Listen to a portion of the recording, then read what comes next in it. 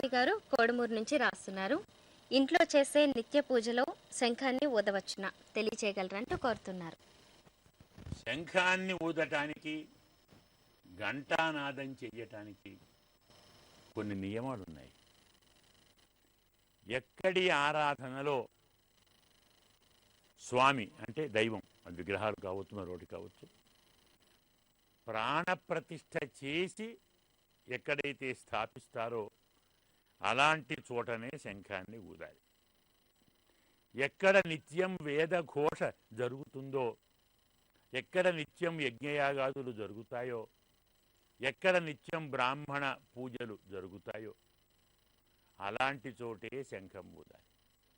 కారణం, శంఖం అంటే ప్రణవం, అంటే ఓంకారం, అంటే సర్వవేదముల మూలం.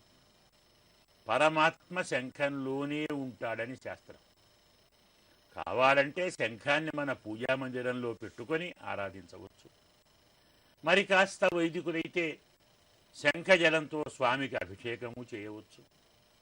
కానీ శంఖాన్ని ఊదాలంటే ఆ ధ్వని చెవిలో పడితే తట్టుకోగల స్థిరత్వం ఉండాలి. అది వేదఘోష. కానీ వేదఘోషను వినగలిగిన స్థితి అందరికీ ఉండదు. పవిత్రత కావాలి, ప్రశాంతత కావాలి, శక్తి కావాలి.